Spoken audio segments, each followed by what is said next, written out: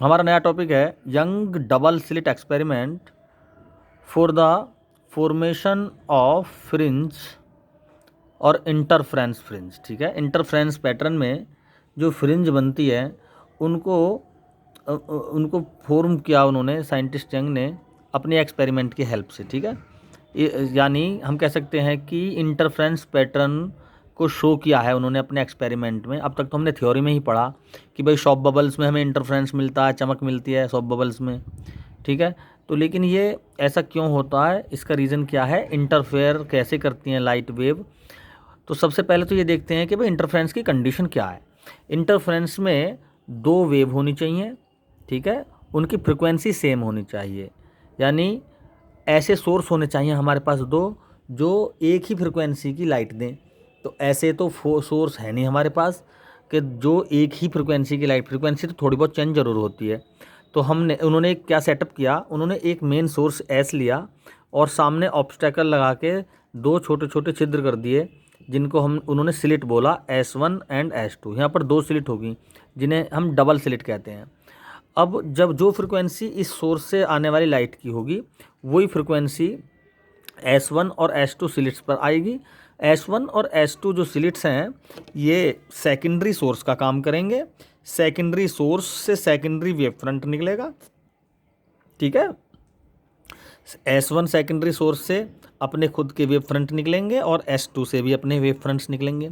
जहाँ पर भी वो इंटरसेक्ट करेंगे वो वेव फ्रंट्स, वहीं पर या तो कॉन्स्ट्रक्टिव इंटरफ्रेंस होगा या डिस्ट्रक्टिव। तो कॉन्स्ट्रक्टिव कब होगा, जब फेज डिफरेंस जीरो हो, यानी क्रेस्ट से क्रेस्ट मिले या ट्रॉट से ट्रॉट मिले। देखो यहाँ पर इस डायग्राम में हमने क्रेस्ट और ट्रॉट समझा रखा है, ब्लैक कलर से क्रेस्ट और ब्लू कलर से ट्रॉट समझाने की दृष्टि से। जहाँ क्रेस्ट से क्रेस्ट इंटरसेक्शन करेंगे समझो इंटरफेयर हो गया, फेज डिफरेंस जीरो है, कॉन्स्ट्रक्टिव इंटरफ्रेंस मिलेगा। और जब ट्रॉप से ट्रॉट तो वहाँ पर phase difference zero, constructive interference यानी ब्राइट फ्रिंज बनेगी। और यदि क्रस्ट से ट्रफ और ट्रफ से क्रस्ट अगर इंटरफेयर करे तो उस कंडीशन में डार्क फ्रिंज बनती है। तो हमें यही सब इस एक्सपेरिमेंट में हमने शो किया है। तो S1 और S2 दो ऐसे सोर्स हैं जो सेम फ्रिक्वेंसी दे रहे हैं, सेम एम्पलीट्यूड दे रहे हैं। तो ऐसे सोर्सों को हम कोहेरेंट सोर्स बोलते हैं। अब एम्पलीट्यूड तो दोनों के सेम हम मान लेंगे, दोनों की बराबर चौड़ाई है इन स्लिट्स की, लेकिन बिल्कुल एक्यूरेट चौड़ाई ना होने की वजह से, बिल्कुल एक्यूरेट विड्थ ना होने की वजह से इन स्लिट्स की थोड़ा बहुत एम्पलीट्यूड में बहुत स्लाइटली डिफरेंट हो सकता है, तो वो चलेगा इसमें ना। बिल्कुल एक्यूरेट एम्पलीट्यूड इम्पॉसिबल है, जैसे फ्रिक्वेंसी इम्पॉसिबल है इस तरह से एम्पलीट्यूड भी इनका इम्पॉसिबल है, थोड़ा बहुत फ़र्क होता है। तो S1 और S2 क्या हैं, ये सेकेंडरी सोर्स हैं। तो देखो सबसे पहले मैंने मान लिया ट्रफ से स्टार्ट कर दिया, ये इससे निकलने वाला S1 सेकेंडरी सोर्स से सेकेंडरी वेव निकल रही है, यानी सेकेंडरी वेव फ्रंट निकला है। स्टार्टिंग में स्पेरिकल है ये। तो जब पहले ट्रफ पैदा हुआ, उसके बाद क्रेस्ट ब्लैक पेन से, फिर ब्लू से ट्रफ, फिर क्रेस्ट ब्लैक से, उसके बाद फिर ट्रफ और फिर ब्लैक और फिर ट्रफ। ठीक है, इस तरह से ऐसी सेकेंडरी सोर्स ब्लू से ये ट्रफ, क्रेस्ट, ट्रफ, और यहाँ पर फिर क्रेस्ट ब्लैक से और ट्रफ, और ये फिर क्रेस्ट और ब्लैक से फिर क्रेस्ट, और लास्ट में फिर ये इसका ट्रफ मिला। ठीक है, तो इस तरह से दोनों ही सोर्स के ट्रफ क्रेस्ट आपस में इंटरसेक्ट करते हैं, यहाँ पर इंटरफेयर करते हैं। इंटरसेक्ट का मतलब यहाँ पर इंटरफेयर से है। जैसे हम अपने डेली लाइफ में देखते हैं, शांत पानी में छोटे छोटे हल्के हल्के सेम मोटाई के दो पत्थर सेम हाइट से छोड़ दो कुछ डिस्टेंस पर से, तो वो डिस्टर्ब पैदा करेंगे उस पानी में। तो डिस्टर्ब पैदा करेंगे, वहीं से दोनों के वेव फ्रंट शुरू हो जाएंगे, वेव्स के पानी में पैदा जो वाटर में वेव होंगी, और वो वेव्स दोनों पत्थरों से के स्थानों से जहाँ से वेव फ्रंट स्टार्ट हुआ वो फैलती चली जाती हैं और कहीं कहीं जाके आपस में एक दूसरे से टकराती हैं।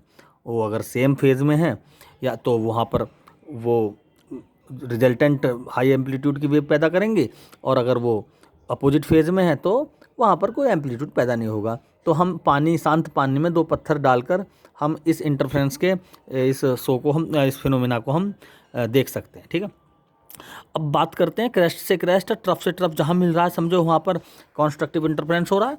तो देखो यहाँ देखो ज़रा इस पॉइंट पे देखो, यहाँ पे क्रेस्ट से क्रेस्ट मिल रहा है, यानी ब्लैक से ब्लैक, तो यहाँ पर चमक पैदा होगी। मैं ब्लू पेन से ब्राइट फ्रिंज बना रहा हूँ। ऐसे यहाँ ट्रफ से ट्रफ, ये भी बन गया जी। क्रेस्ट से क्रेस्ट, यहाँ पर देखें, क्रेस्ट से क्रेस्ट, ये बन गया जी ब्राइट फ्रिंज। यहाँ पर जहाँ पर ये इंटरफेयर सेम फेज में है ना, सेम फेज में, तो ये बन गया ब्राइट, बिल्कुल बीच में है ना ये, हम इसको सेंट्रल ब्राइट बोल देंगे। क्या बोल देंगे? सेंट्रल ब्राइट, ठीक है। अब इससे आगे देखते हैं। यहाँ देखो ज़रा, ब्लू और ब्लैक आपस में मिल रहे हैं, ठीक है, ब्लू और ब्लैक, तो ट्रफ और क्रेस्ट आपस में मिल रहे हैं, यानी अपोजिट फेज। तो यहाँ पर डार्क बन गया, तो डार्क हम बनाएंगे ब्लैक से, ब्लैक से बनाएंगे, ये बन गया। ऐसे यहाँ पर ब्लैक ब्लू, यानी ट्रफ और क्रस्ट आपस में मिलने, 180 का फेज डिफरेंस, यहाँ भी डेस्ट्रक्टिव इंटरफ्रेंस हो रहा है, ये हर जगह डेस्ट्रक्टिव, ये हो रहा है डेस्ट्रक्टिव, यानी डार्क फ्रिंज बन रही है, ठीक। अब इससे अगली वाली का फिर देखते हैं ज़रा क्या हुआ।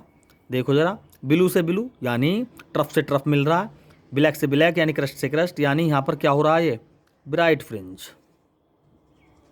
Bright fringe.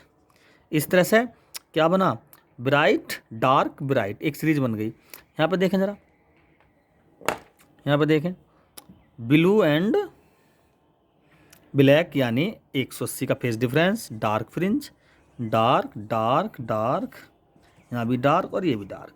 अब इस पॉइंट पर देखते हैं, यहाँ ब्राइट बन रहा है, ब्लू से ब्लू यानी ट्रफ से ट्रफ मिल रहा है, ये रहा, ये देखें यहाँ पर, ठीक है। तो हम ये देख रहे हैं इसमें एक्सपेरिमेंट में, एक ही सीध में सभी ब्राइट, उससे अगली वाले में डार्क, फिर उससे आगे ब्राइट, और फिर उससे आगे डार्क, फिर ब्राइट, इस तरह से चलता रहता है ये। तो यहाँ पर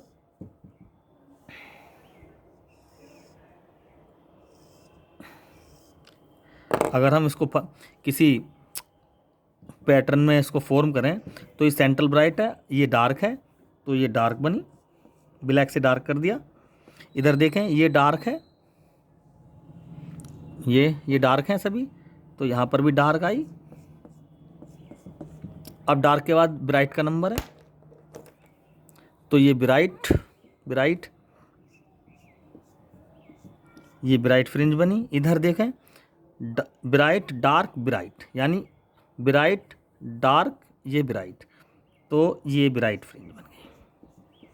ये सेंट्रल ब्राइट, ये फर्स्ट ब्राइट, इधर ऐसी इस साइड ये फर्स्ट ब्राइट, ये फर्स्ट डार्क है दोनों। इसी तरह से ब्राइट के बाद dark dark bright dark bright, इस तरह से चलती रहती है, ब्राइट डार्क, ठीक है। तो ये हम इस तरह से हम इस फिनोमेना को शो कर सकते हैं।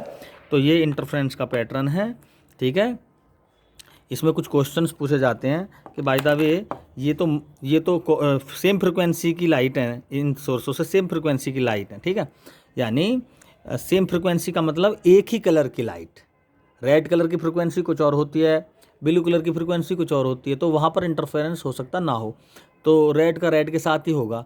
तो रेड यानी मोनोक्रोमेटिक होनी चाहिए लाइट्स ना, S1 और S2 दोनों सोर्स से एक ही रंग की लाइट होनी चाहिए, समझो वो सेम फ्रिक्वेंसी की लाइट है। तो ये सेकेंडरी सोर्स जो है S1 और S2 डबल स्लिट्स हैं, ये दोनों से मोनोक्रोमेटिक लाइट आती है और वो इंटरफेयर करती है, तब ये फिनोमेना शो होता है, अदरवाइज नहीं होगा। क्वेश्चन आता है कि भाई S1 और S2 ये स्लिट्स हैं, इनमें मोनोक्रोमेटिक लाइट ना होकर वाइट लाइट हो, यानी इस सोर्स से एक ही फ्रिक्वेंसी की लाइट ना आके सातों फ्रिक्वेंसी की चले, यानी सातों फ्रिक्वेंसी का मतलब सातों रंगों की लाइट, और यानी वाइट लाइट चले, तो क्या होगा? तो उसका आंसर होगा जो सेंट्रल ब्राइट फ्रिंज होगी ये वाली, ये तो वाइट होगी, ठीक है, चमकदार, और जो और फ्रिंजेज होगी वो सभी कलरफुल होगी, ठीक है। ये डार्क ब्राइट डार्क ये नहीं मिलेगा, केवल कलरफुल फ्रिंज मिलेंगे, ठीक है। तो इस तरह से क्वेश्चंस पूछे जाते हैं, और भी न्यूमेरिकल आते हैं। नेक्स्ट वीडियो में हम फ्रिंज की विड्थ क्या है उसके बारे में एक्सप्रेशन को शो करेंगे। Thank you.